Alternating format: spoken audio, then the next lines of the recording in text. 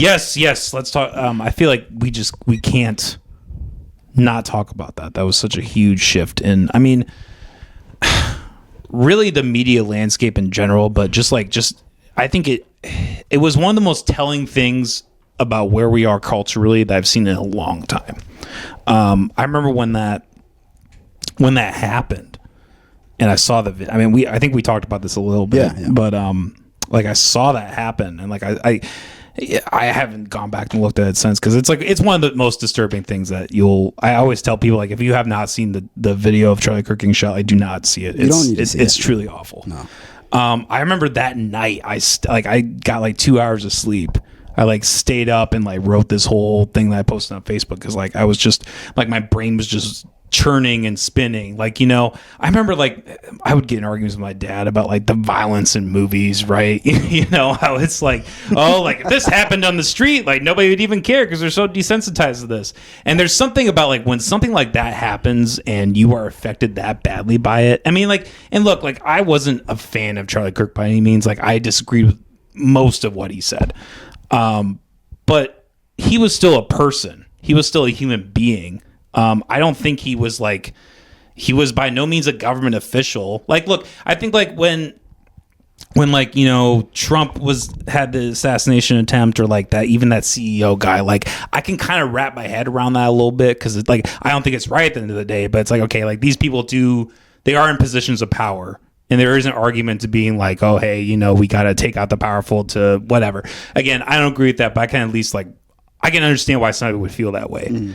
To revel in the death of this person who was literally, I mean, he did what you and I were doing. Yeah, he went to campuses or whatever, but I mean, he used his voice. Yes, he ran a company, but like it wasn't like, it was not the same thing as like a president or like a healthcare CEO. Yeah, it was just, and so to see people just revel in this and enjoy it. Like there are people that like I just completely took out of my life because of that. Yeah, because it was just like I'm like, I can't understand how you can look at this situation and have any feeling other than just disgust. Yeah, and for me at first, I had the same immediate reaction, just like complete disgust, because you have all these people posting and just like laughing and like enjoying the death of this person, and like he had.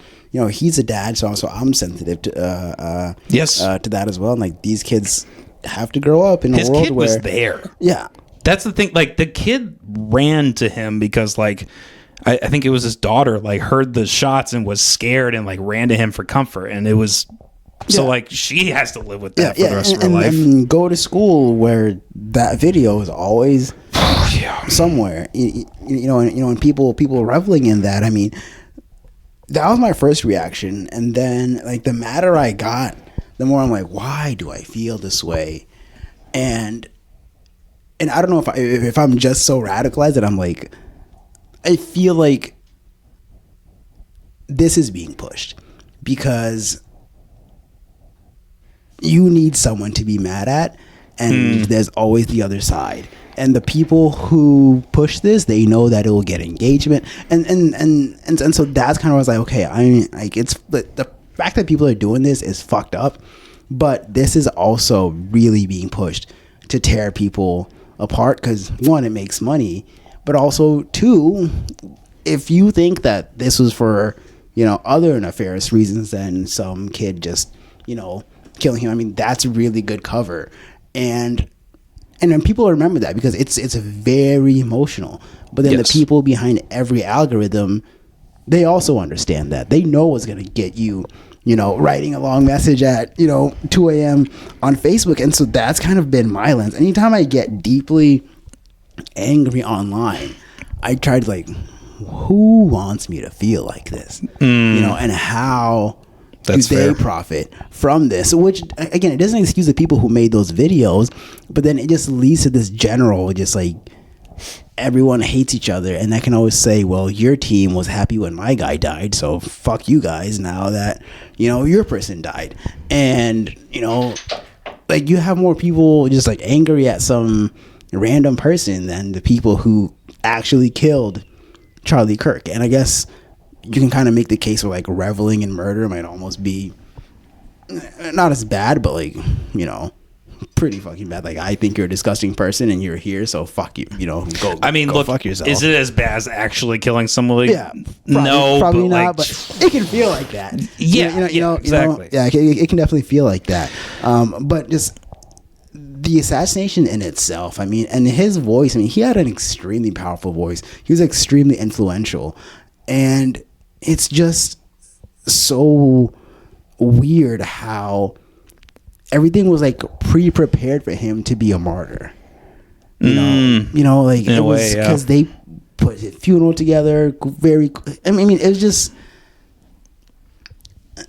and again, like whatever conspiracy you want to sign up for, but to me, I'm just like the fact that the people who are closest to him don't feel as affected. I was talking to my wife yesterday. I'm like, if I got assassinated for talking shit, how long would it take you to forgive the person who shot me? And she was like, fucking never. I'm like, okay.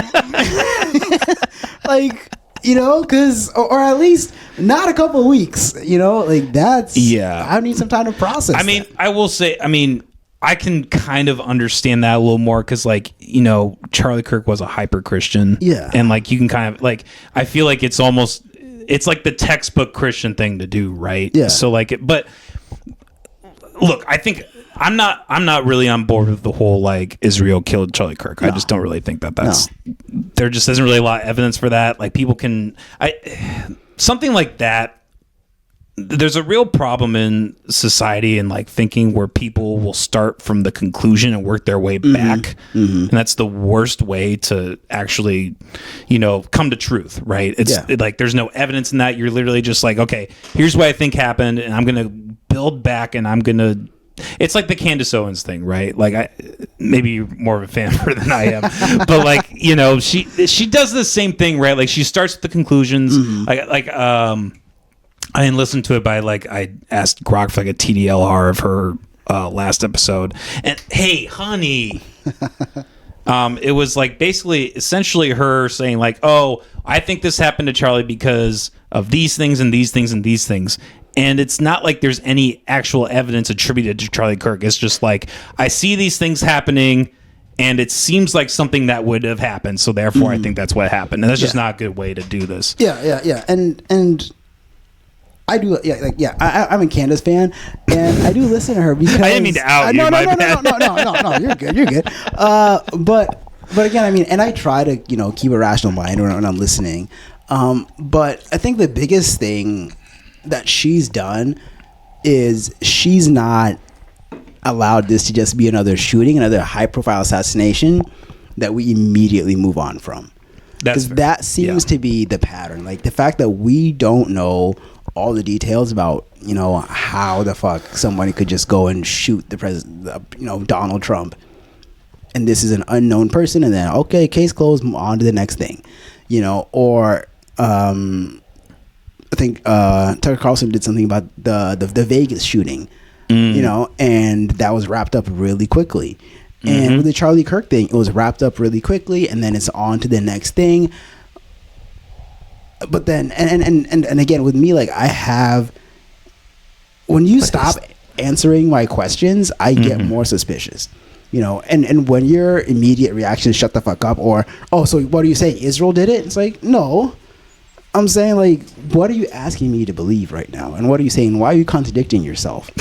Like, this just seems like a shady, or you're this, and what gives Candace some credibility is Kash Patel running this fucking insane, like, saying we got the guy, we don't have the guy, and even simple questions like, okay, we know how when someone gets arrested, they go to the, and you said that this person was he turned himself in, or he was sent in by his family. Yeah, and so I mean, I definitely don't think the federal government helped themselves, and there's so much skepticism now, and I think it's even just worth like, okay, like, what Candace is saying isn't crazy than what you're fucking telling me, and you're saying this guy was your friend, and you're telling him to rest in Valhalla. He's fucking Catholic. Since when did Catholics rest in Valhalla? Did I miss? Was he Catholic? Yeah. I thought he was more of a Protestant. No. He's extremely Catholic. But then the fact that the person who allegedly shot Charlie Kirk, I mean, just even getting the footage of him going to jail and turning himself in, that footage is gone. Like, what police station in a major city doesn't have their cameras on all the time? You know, and so when you start having all these weird things, and I hope that this is just like a very straightforward case, but the fact that the answer to everything is shut the fuck up, or oh, you think it's Israel, there's no proof that it's Israel. I'm not fucking saying that it's Israel, I'm saying that it's weird. You know well, and that's kind of my point. Is like, two things can be true, right? It could not be Israel, it can also be weird. Like with the Butler thing, like it could have. Yes, I don't think it was the Iranians who sent the kid. Like it could have not been a government psyop. It could also just be some weird shit surrounding this, right? Yeah, and people are fucking weird. There's a lot of weird shit going on, but the fact that you're so eager for me to buy your story over everything else, and you're asking me to ignore things that in any normal investigation you'd say, okay, well, I mean, that's kind of suspicious. So he used a gun and you found it in a box. Like, did they really? Yeah. Oh wow. Yeah. So the murder weapon was in a box in the woods, or So yeah, it was inside. So I'm like, did you? And they took a picture of it in the box. I'm like, where the fuck did he? Why? If you're gonna go assassinate, why would you bring a box to hide your weapon in? He got lucky, David. And initially they're saying that he put it together on the roof and then he took it apart and then he put it back together. I'm like, and even there's no clear, like, and there's cameras that have clear angles, and there's none of that footage has been released. None of the clear, we get these like blurry photos or an AI enhanced version of it. So I'm just like, you're trying to make me crazy. Like, I'm trying to be normal. You keep doing weird shit. Like, what the fuck? Or even the text messages that you released that he sent to his lover, why aren't they fucking timestamped? Like, every like, and that's a simple, on this date he said this. Like, okay, well, that adds credibility to your side. A 14-year-old could do that. Yeah, and so again, like, I don't know who did it. I'm like, the way you're doing this is kind of making me like, if this was an op, if it wasn't, I feel like you're trying to make it look like one, because the fact that you're just not disclosing these basic facts about the investigation, or able to answer a question, did he or did he not put together the rifle on the roof or not? You know what I mean? That's because it takes a while to put together a rifle. I don't know if you ever shot a gun before, but it's not like, even you could be a fucking Navy SEAL, you'd still need close to a minute at minimum if you're really good at it. And you're saying he got this shot off and then he jumped off and then he, like, it's a very, and so what Candace is doing is she's just pointing out all these weird shit. And yeah, she has her fucking theories that will take you on a loop, but the door is wide open. Because the truth isn't there. Yeah. Well, that's the problem. Like, when you have the mechanism that's supposed to give us the truth, the state, when they're completely dropping the ball and almost intentionally, like, yeah, that's naturally going to lead people to just, like, people who have used that as a source of trust. Like, what the fuck are they supposed to do then? They're gonna go down. They're gonna find the next best thing. And people are emotional. People are gonna say, oh, like, people don't like not having answers, right? So, like, if, like, Israel did it, basic questions. Yes, exactly. Like, Israel did it is like a simple narrative that they can put in their head, right? Like, people don't like not having answers. Yeah, exactly. Yeah. And for me, like, what really got me red pill on this was, like, it wasn't Candace. It was a Arizona news reporter trying to get footage of the shooter turning himself in or being arrested. I'm like, outside the police station, there's lots of cameras that are on all the time. And you're like, all the cameras were off. You're bringing in a profile for the highest, you know what I mean? You're bringing in a suspect for the highest profile shooting we've ever had. And you don't think the cops who arrested him want to, we got the guy who killed, it was like, And this was a Freedom of Information Act request, and he got denied, and they told him we don't have it. Yeah. Not just that. Like, I'm like, that to me is like, that to me was found okay. This doesn't feel right at all. You know, because police stations, I mean, like, that's where the purpose, that's where the evidence is, that's where all these things are. And if they're involved, and I don't know, I've been reading Chaos, so my head's all over there. But like the fact that you're asking me, you know, I'm seeing all this weird shit, and you're asking me to believe that the government doesn't do weird shit when we know they fucking do weird shit. So when I start seeing weird shit, I'm like, yo, I'm not going full conspiracy, but my weird shit alert is on, because this is fucking crazy. Well, and the thing is, like, it could be really simple, right? It could be like let's look at like the Butler, Pennsylvania thing. Like, I firmly, like, this is just my theory. Like, I think a lot of the reason why they haven't revealed a lot of that is because it makes them look bad. Yeah. I don't really think that like the Secret Service was like in on. I think Biden purposely didn't like give enough Secret Service to Trump in order to, like, you know, maybe let something like this, like, or maybe not even intentionally, but just be like, yeah, I'm just not going to give him that much Secret Service because he's my opponent and fuck him, and the state's corrupt and they're not going to do what they should do, right? And then when you have someone like, what was it, Thomas, what's his name? Crooks. Thomas Crooks, yeah. When you have Thomas Crooks, who, you know, wasn't the black, I can't think of names today, the black, not black people, but like the company, the black, BlackRock. There we go. The black. that was the wrong part of the word to remember. I should have remembered rock and not the black He's part. Not black, but the guy who shot him, the real shooter. Typical. So I missed. He wasn't holding his gun sideways. That's too funny.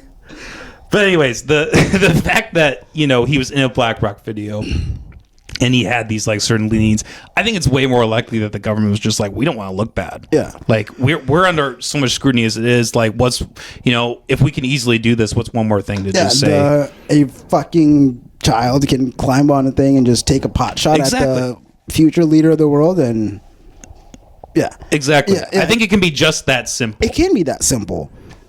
Which again, I hope so. But I mean, the fact that there's also, and I think what Candace is doing also is what's really pissing off Turning Point is she's opening up other angles for motive.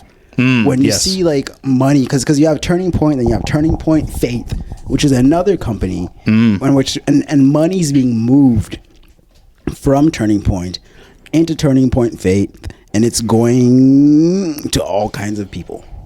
And Charlie wanted to get to the bottom of that. And so does that mean that they hired some hitman to kill him? No.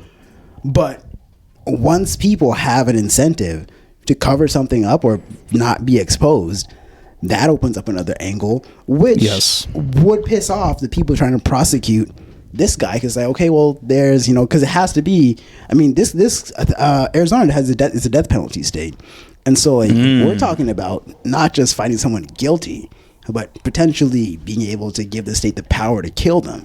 And so you have to be absolutely fucking sure, beyond a reasonable doubt, not just to convict, but also to, you know, sentence this man to death.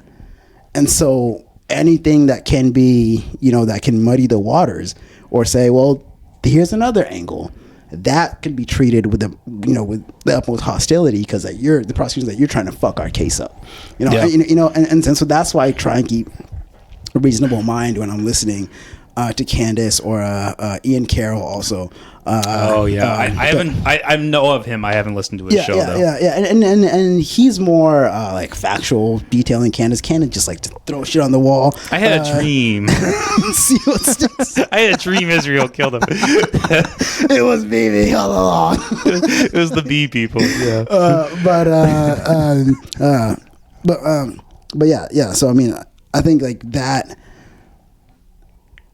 the government doesn't deserve the benefit of the doubt. That's where I'm at. Yes. And so when, especially with fucking Cash Patel and his country ass girlfriend, and I don't know, like this is the guy like running, like this is like the main cop in America is this fucking guy.